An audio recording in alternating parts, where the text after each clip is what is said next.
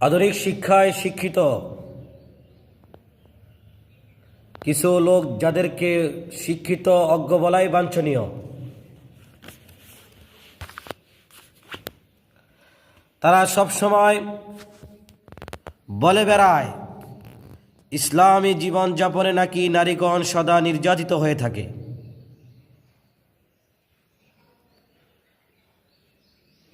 ইসলামী জীবনে নাকি নারীদেরকে প্রাপ্য অধিকার দেয় না, তাদেরকে শুধু ইসলামী জীবনে ব্যবস্থার মধ্যে শুধু ভোগই করা হয়। পক্ষান্তরে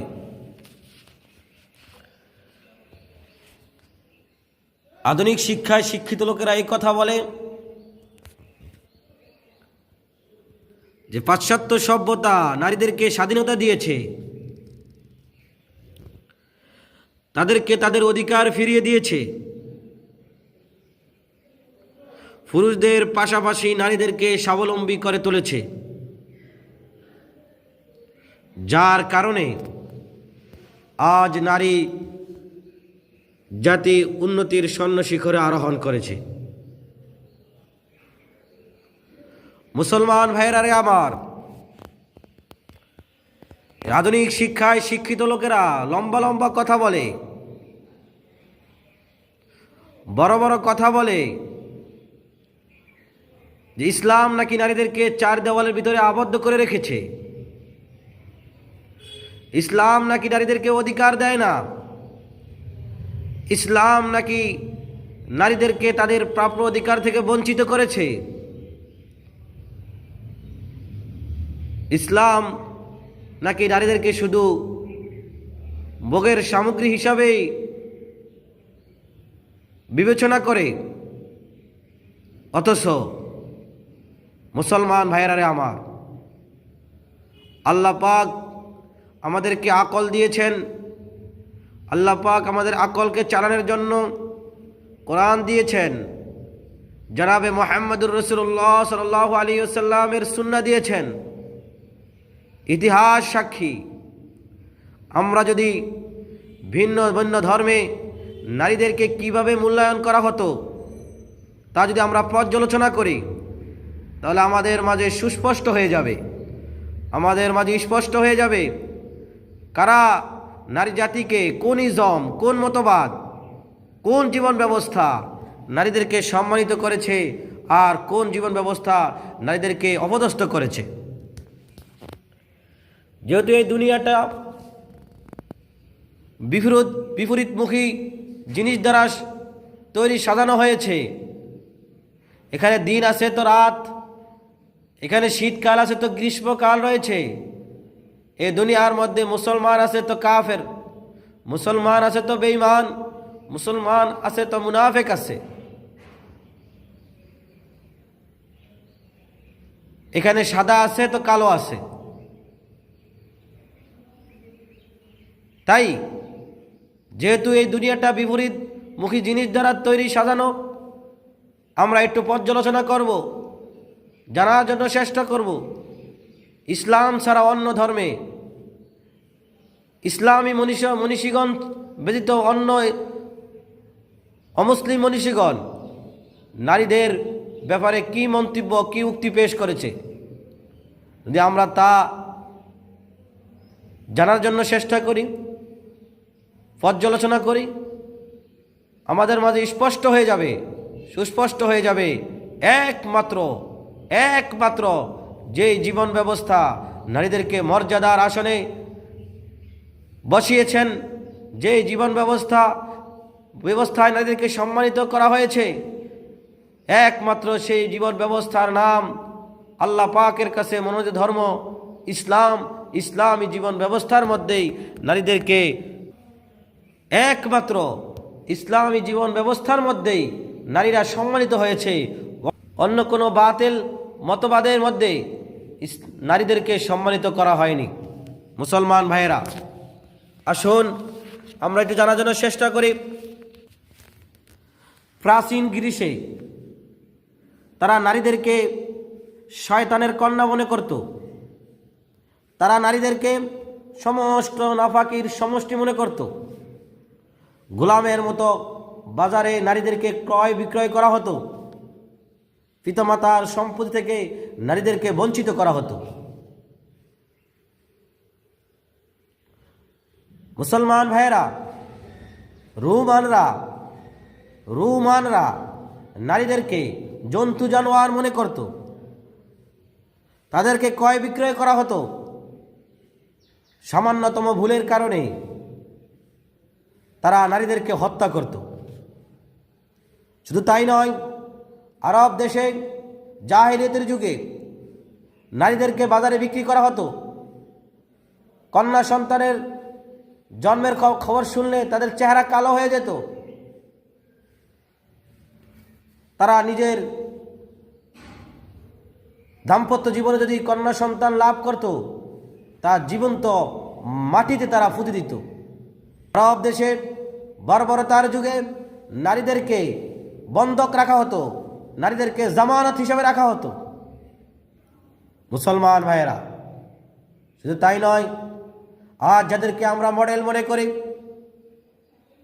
যাদের বুদ্ধি পরামর্শ নিয়ে আমরা দেশ পরিচালনা করি, যাদেরকে আমরা আইডল মনে করি, যারা আমাদের চিরশত্রু, আল্লাহ পাক কোরআন শরীফের মধ্যে বলেছেন, ওয়ালা তাজিদান্না আশাদ্দান নাসি আদাওয়াতান লিল্লাযীনা আমানু ওয়াল ইয়াহুদ ওয়াল্লাযীনা আশরাকু। মুসলমানদের, ঈমান ওয়ালাদের সবচেয়ে বড় শত্রু, কঠিন শত্রু সেই ইহুদি। আজকে তারা নারীর স্বাধীনতার কথা বলে, আজকে নাকি তারা নারীদেরকে স্বাধীনতা দিয়েছে, নারীদেরকে অধিকার দিয়েছে, তারা পুরুষদের পাশাপাশি নারীদেরকে সম্মানিত স্বাবলম্বী করেছে।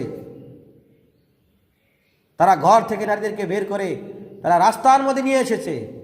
তারা কল কারখানায়, কোম্পানিতে, অফিস আদালতে নারীদেরকে চাকরি করার, নারীদেরকে স্বাবলম্বী করার তারা সুযোগ করে দিয়েছে। অথচ এই অভিশপ্ত জাতি, এই বর্বর জাতি যারা আন্দোলন করে নারীদেরকে ঘর থেকে বের করেছে, তাদের মধ্যেই একজন মিখাইল গর্বাসেভ, তিনি বলেছে, যেভাবে আন্দোলন করে ঘর থেকে নারীদেরকে রাস্তায় আমরা নামিয়ে এনেছি, যেভাবে আন্দোলন করে নারীদেরকে আমরা অফিস আদালতে ঢুকিয়েছি, যেভাবে আন্দোলন করে নারীদেরকে চাকরি করার সুযোগ করে দিয়েছি, আমরা এর পরিণতি যেটা দেখতে পেয়েছি, আমাদের ঘরের মধ্যে অশান্তি, স্বামী স্ত্রীর মধ্যে অশান্তি, কলহ, ঝগড়া, বিবাদ। আমরা আবার আন্দোলন করতে চাই। এই মিখাইল গর্বাসেভ বলতেছেন, আমরা আবার আন্দোলন করতে চাই, যে আন্দোলনের মাধ্যমে আমরা নারীদেরকে আবার অফিস থেকে, আমরা নারীদেরকে আবার কল কারখানা থেকে, আমরা নারীদেরকে আবার নেতৃত্ব থেকে, আমরা নারীদেরকে আবার বিভিন্ন রকমের সরকারি ডিপার্টমেন্ট থেকে, আমরা নারীদেরকে রাজপথ থেকে আবার ঘরে আবদ্ধ করতে চাই, যাতে করে আমাদের ঘরের মধ্যে শান্তি সৃষ্টি হয়, আমাদের ঘরের মধ্যে আমরা শান্তি পেতে পারি। মুসলমান ভাইয়েরা, আল্লাহ পাক নারীদেরকে যে সম্মান দিয়েছেন, আল্লাহ পাক পুরুষদেরকে বানিয়েছেন, আল্লাহ পাক নারীদেরকে বানিয়েছেন, আল্লাহ পাক এই দেহ নামক ঘরের মালিক, ঘরওয়ালা, ঘর সম্পর্কে যদি ভালো জানেন, এই জন্য রব্বুল আলামিন এই ঘরের মালিক হওয়ার কারণে এই ঘর সম্পর্কে তিনি ভালো জানেন। মুসলমান নরনারীদেরকে, মানব জাতিকে নর নারীকে আল্লাহ রব্বুল আলামিন একটি জীবন ব্যবস্থা দিয়েছেন। সেই জীবন ব্যবস্থার নাম হলো ইসলাম। সেই জীবন ব্যবস্থার নাম হলো ইসলাম। এই ইসলামের মাধ্যমে পুরুষদেরকে সম্মানিত করা হয়েছে, এই ইসলামের মধ্যে নারীদেরকে সম্মানিত করা হয়েছে। জনাবে মুহাম্মদুর রাসূলুল্লাহ সাল্লাল্লাহু আলাইহি ওয়াসাল্লাম, সর্বকালের সর্বশ্রেষ্ঠ মহামানব, তিনি এই বসুন্ধরাতে আগমন করেছেন, তিনি এই দুনিয়াতে আগমন করেছেন। তার মাধ্যমে প্র্যাকটিক্যালভাবে, আমলিভাবে আল্লাহ রাব্বুল আলামিন নারী জাতিকে সম্মানের আসনে নারী জাতিকে আল্লাহ পাক বসিয়েছেন। আজকে সেই মুহাম্মদ সাল্লাল্লাহু আলাইহি সাল্লামকে বলা হয় নারীর স্বাধীনতা হরণকারী। মুহাম্মদ সাল্লাল্লাহু আলাইহি সাল্লামের ওয়ারিস ওলামায়ে কেরামদেরকে বলা হয় নারীর স্বাধীনতা হরণকারী। আর যদি ওলামায়ে কেরাম নারীর পোশাকের বিরুদ্ধে কথা বলে, নারীর পোশাক নিয়ে কথা বলে, তখন একসাথে এক জাতে এক শ্রেণীর মানুষ ওলামায়ে কেরামদেরকে নিয়ে বিভিন্ন রকমের ঠাট্টা বিদ্রোহ করে। এটা কোনো নতুন কোনো নিয়ম নয়, এটা পুরাতন নিয়ম। পুরাতন নিয়ম। এক সময় অতীতের জাতিরা আম্বিয়া আলাইহিমুসসালাতু ওয়াসসালামদেরকে বৃদ্ধ আঙ্গুল দেখিয়েছিল, আম্বিয়া আলাইহিমুসসালাতু ওয়াসসালামদেরকে হত্যা করেছিল। ঠিক তদ্রূপ আজ এই শেষ জামানায় আখির উম্মত কিয়ামতের খুব ধার প্রান্তে আমরা চলে এসেছি। আমাদের এই দেশের মধ্যেও, আমাদের এই সমাজের মধ্যেও, আমাদের রাষ্ট্রের মধ্যেও, আমাদের এই মহল্লার মধ্যেও এক শ্রেণীর মানুষ রয়েছে যারা ওলামায়ে কেরামদেরকে বৃদ্ধ আঙ্গুল দেখায়, ওলামায়ে কেরামদেরকে হত্যা করার জন্য চেষ্টা করে। তা আসুন আমরা যাদেরকে মডেল, যাদেরকে আইডল আমরা মনে করি, যাদেরকে ফলো করে আমরা চলি, সেই ইহুদি খ্রিস্টান মুসলমানদের চিরশত্রু, এগুলা কোরআন হাদিসের মধ্যে জানার পরেও আমরা তাদেরকে বন্ধু হিসেবে গ্রহণ করেছি। এই জন্য অতীতে আমরা যেভাবে লাঞ্ছিত অপমানিত হয়েছি, ভবিষ্যতে যদি আমরা ওই পথে একই পথে হাঁটি, আবার আমরা লাঞ্ছিত হব, অপমানিত হব। সেই ইহুদিদের নিকট সবসময় একটি বিষয়ে তারা ঝগড়া করত। তাদের ঝগড়ার বিষয়বস্তু ছিল নারী জাতি কি মানুষ না। মুসলমান ভাইয়েরা, অধিকাংশ ইহুদিদের মত ছিল নারী কোনো মানুষই না, বরং পুরুষের সেবা করার জন্য মানুষ নামের একটি জন্তু, মানুষ নামের একটি জানোয়ার, মানুষ নামের একটি পশু এই ইহুদিরা মনে করত। তারা নারীর বাক স্বাধীনতা কেড়ে নিয়েছে, ইতিহাস সাক্ষী। তারা নারীদেরকে শয়তানের মুখপাত্র বলেছে, তারা নারীদেরকে শয়তানের বাহন বলেছে, তারা নারীদেরকে শয়তানের বাচ্চা বলেছে, তারা নারীদেরকে শয়তানের সন্তান বলেছে। আজ তারা বড় বড় কথা বলে যে পাশ্চাত্য সভ্যতা লোকেরা নাকি নারীদেরকে স্বাধীনতা দিয়েছে, অথচ ইতিহাস সাক্ষী, ইতিহাসের পাতায় পাতায় লেখা তারা নারীদেরকে কিভাবে মূল্যায়ন করত। ইতিহাস সাক্ষী, হিন্দু সম্প্রদায়ের মধ্যে একটা প্রথা ছিল, যদি কোনো মহিলার স্বামী মারা যায়, তখন ওই স্বামীর সাথে ওই মহিলাকে তারা কি দিত, জ্বালিয়ে দিত। 582 খ্রিস্টাব্দে খ্রিস্টানদের গির্জার মধ্যে একটি ফতুয়া জারি হয়। সেই ফতুয়ার মধ্যে লেখা আছে, এই পৃথিবীর মধ্যে যে নারী জাতি রয়েছে, এই নারী জাতির মধ্যে কোনো রূহ নাই, তারা রূহহীন মানুষ, তাদের মধ্যে কোনো রূহ নাই। তারা এরকম কথা বলে। মুসলমান ভাইয়েরা, আমরা যে সমস্ত অমুসলিমদেরকে দার্শনিক মনে করি, যাদেরকে আমরা জ্ঞানী মনে করি, তাদের কথা শুনলে নারীদের ব্যাপারে, নারীদেরকে নিয়ে তারা যে সমস্ত মন্তব্য তারা পেশ করেছে, যে সমস্ত উক্তিগুলো পেশ করেছে, এগুলা শোনার পরে আপনারা অবাক হয়ে যাবেন আর সাজ্জানিত হয়ে যাবেন যে কিভাবে এত বড় মানুষ, যাদেরকে আমরা বড় মানুষ মনে করি, জ্ঞানী মনে করি, দার্শনিক মনে করি, তাদের এই বড় মানুষের জবান দিয়ে, মুখ দিয়ে কিভাবে নাফাকি কথা বের হয়, তুচ্ছ কথা বের হয়। যেমন আপনারা সকলে জানেন, এই পৃথিবীর মধ্যে এক অমুসলিম মনীষী, অমুসলিম দার্শনিক জন্মলাভ হয়েছিল, যার নাম হলো ইউহান্না বলেছে, নারী হলো ঝগড়া বিবাদ ও ফিতনা ফাসাদের কন্যা। সক্রেটিস বলেছে, এই পৃথিবীর মধ্যে যত লাঞ্ছিত, যত অপদস্থ পুরুষ রয়েছে, পরকালে তারা সবাই নারীতে রূপান্তরিত হয়ে যাবে। এ হইল সক্রেটিসের কথা।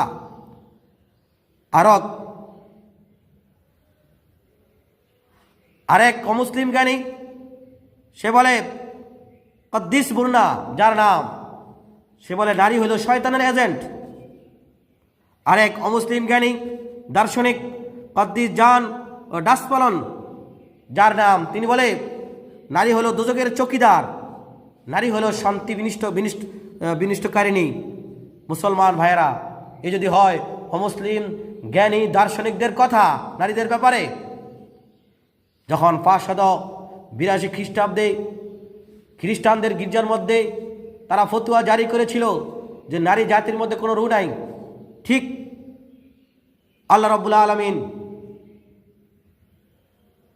আরব দেশে কুরাইশ বংশে সর্বকালের সর্বশ্রেষ্ঠ মহামানব রহমাতুল লিল আলামিনকে পাঠিয়ে আল্লাহ রাব্বুল আলামিন তার মাধ্যমে নারী জাতিকে আল্লাহ রাব্বুল আলামিন সম্মানিত করেছেন। তিনি ইসলাম ধর্ম নিয়ে এসেছেন। আল্লাহ পাক তাকে ইসলাম ধর্ম দিয়েছেন, পূর্ণাঙ্গ জীবন ব্যবস্থা দিয়েছেন। পূর্ণাঙ্গ জীবন ব্যবস্থা ইসলাম, এই ইসলামী জীবন ব্যবস্থার মাধ্যমে নারী জাতিকে সম্মানিত করা হয়েছে। জনাবে মুহাম্মদ রাসূলুল্লাহ সাল্লাল্লাহু আলাইহি সাল্লামের কোরআনের ব্যাখ্যা করে, জনাবে মুহাম্মদ রাসূলুল্লাহ সাল্লাল্লাহু আলাইহি সাল্লাম সুন্নত রাসূলের মাধ্যমে, জনাবে মুহাম্মদ রাসূলুল্লাহ সাল্লাল্লাহু আলাইহি সাল্লাম আমলের মাধ্যমে, আমলীভাবে জনাবে মুহাম্মদ রাসূলুল্লাহ সাল্লাল্লাহু আলাইহি সাল্লাম নারীদেরকে সম্মানিত করেছেন। আজকে সেই পশ্চিমা সভ্যতার লোকেরা বলে যে নারী জাতিদেরকে নাকি ইসলামে মুহাম্মদ সাল্লাল্লাহু আলাইহি সাল্লাম তাদের সম্মানকে নষ্ট করেছে, তাদের স্বাধীনতা হরণ করেছে। নাউজুবিল্লাহ বলেন। মুসলমান ভাইয়েরা, আজ আমরা মুসলমানের ঘরে জন্ম লাভ করেছি। আল্লাহ রাব্বুল আলামিন আমাদেরকে সর্বকালের সর্বশ্রেষ্ঠ মহামানব জনাবে মুহাম্মদ রাসূলুল্লাহ সাল্লাল্লাহু আলাইহি ওয়াসাল্লামের উম্মত বানিয়েছেন। কত বড় নেয়ামত! এই নেয়ামতকে আমরা উপেক্ষা করে আজ ইহুদি খ্রিস্টান সেই পশ্চিমা বিশ্বের লোকদেরকে আমরা মডেল বানিয়ে আমাদের দামি সময়টাকে, আমাদের দামি জীবনটাকে আমরা নষ্ট করে ফেলতেছি। আল্লাহ রাব্বুল আলামিন জনাবে মুহাম্মদ রাসূলুল্লাহ সাল্লাল্লাহু আলাইহি ওয়াসাল্লামের মাধ্যমে নারীদেরকে সারভাবে সম্মানিত করেছেন। একটা নারী কন্যা হিসাবে নারী, মা হিসাবে নারী, বোন হিসাবে নারী, স্ত্রী হিসাবে নারী। আল্লাহ রাব্বুল আলামিন এই চারভাবে নারীদেরকে সম্মানিত করেছেন, মর্যাদা দিয়েছেন, সম্মানের আসনে বসিয়েছেন। ইতিহাস সাক্ষী, কোরআন সাক্ষী, হাদিস সাক্ষী। আপনারা কোরআন দেখেন, হাদিস দেখেন, ইসলামী জীবন দেখেন। ইসলামী জীবন ব্যবস্থাকে যারা নিজের জীবন ব্যবস্থা হিসেবে গ্রহণ করেছেন তাদের জীবন ব্যবস্থা দেখেন। সে মদিনার ইসলামী রাষ্ট্রকে দেখেন, সে আবু বকর রাদিয়াল্লাহু তাআলা আনহুর ইসলামী রাষ্ট্রকে দেখেন, হযরত ওমর ফারুক রাদিয়াল্লাহু তাআলা আনহুর ইসলামী রাষ্ট্রকে দেখেন। আপনারা সব জায়গায় দেখতে পাবেন। হযরত ওমর ইবনে আব্দুল আজিজের ইসলামী রাষ্ট্রকে দেখেন, সব জায়গায় দেখতে পাবেন ইসলামের মধ্যে নারীদেরকে যেভাবে সম্মানিত করা হয়েছে। পৃথিবীর আর কোনো ইজম, পৃথিবীর আর কোনো মতবাদ, পৃথিবীর আর কোনো ভ্রান্ত মতবাদ নারীদেরকে এই পরিমাণ সম্মানিত করতে পারে না, সম্মান দিতে পারে না। একমাত্র ইসলাম নারীদেরকে সম্মানিত করেছে। আসুন আমরা নারীদেরকে পর্দার ভিতরে রেখে ইসলামী পোশাক পরানোর মাধ্যমে সুন্দরভাবে নারীদেরকে পবিত্র রাখার জন্য চেষ্টা করি। পরিশেষে একটা কথা বলে আমি আজকে আলোচনা শেষ করব। এক খ্রিস্টান বলেছিল, তোমরা আমাকে একটা পবিত্র নারী উপহার দাও, আমি একটি তোমাদেরকে সুন্দর সমাজ উপহার দিব। আসুন আমরা আমাদের কন্যা সন্তানদেরকে, আমাদের বিবিদেরকে, এই নারী জাতিকে আমরা পবিত্র রাখার চেষ্টা করি। তাদেরকে ইসলামী পোশাক পরার মাধ্যমে, তাদেরকে পর্দার ভিতরে রাখার মাধ্যমে, ইসলামী জ্ঞান শিক্ষা দীক্ষা দেওয়ার মাধ্যমে তাদেরকে যোগ্য করে তুলে তাদের চরিত্রকে আমরা রক্ষা করার জন্য চেষ্টা করি। ইনশাআল্লাহ যদি আমরা এই পদক্ষেপ গ্রহণ করি তাহলে ওই নারী জাতির গর্বে আব্দুল কাদের জিলানী তৈরি হবে, ওই নারী জাতির গর্বে খাজা মঈনুদ্দিন চিশতি তৈরি হবে, ওই নারী জাতির গর্বে হযরত ইমাম আবু হানিফা তৈরি হবে, ওই নারী জাতির গর্বে হযরত ইমাম শাফি, ইমাম আহমদ ইবনে হাম্বল, ইমাম মালিক রাহমাতুল্লাহ আলাইহি তৈরি হবে, হযরত আবু বকর সিদ্দিক, হযরত ওমর ফারুক, হযরত ওসমান গনি, হযরত আলী হায়দার তৈরি হবে, হযরত মুহাম্মদুর রাসূলুল্লাহ ওই নারী জাতির গর্বে তৈরি হবে। যদি এরকম মহামনীষী জন্ম লাভ করে ইনশাআল্লাহ অতীতে যেভাবে ওই মহামনীষীগণ এই জগতের মধ্যে বিপ্লব সৃষ্টি করে গেছেন, ইসলামের উত্থানের ব্যবস্থা করে গেছেন, আমরা যদি আবার তাদের পথকে অবলম্বন করি, কোরআনের পথকে আমরা যদি অবলম্বন করি, ইনশাআল্লাহ আমাদের ঘরের মধ্যে ইসলামী হুকুমত কায়েম হবে, আমাদের ফ্যামিলির মধ্যে ইসলামী হুকুমত কায়েম হবে, আমাদের সমাজের মধ্যে ইসলামী হুকুমত কায়েম হবে, আমাদের ওয়ার্ডের মধ্যে ইসলামী হুকুমত কায়েম হবে, আমাদের থানার মধ্যে ইউনিয়নের মধ্যে ইসলামী হুকুমত কায়েম হবে, আমাদের থানার মধ্যে ইসলামী হুকুমত কায়েম হবে, আমাদের জেলার মধ্যে ইসলামী হুকুমত কায়েম হবে। এভাবে আস্তে আস্তে আমাদের রাষ্ট্রের মধ্যে ইসলামী হুকুমত কায়েম হবে। যখন রাষ্ট্রের মধ্যে ইসলামী হুকুমত কায়েম হয়ে যাবে, ইসলামী দল এই রাষ্ট্রগুলো যদি একত্রিত হয়ে যদি আবার নতুনভাবে মিশনের নামে ইনশাআল্লাহ সারা বিশ্বের মধ্যে একটি বিপ্লব সৃষ্টি করতে পারবে। আল্লাহ পাক আমাদের প্রত্যেক বুঝার তৌফিক দান করুক। নাসরুম মিনাল্লাহ ওয়া ফাতহুন করিব ওয়া আখিরু দাওয়ানা আলহামদুলিল্লাহি রাব্বিল আলামিন।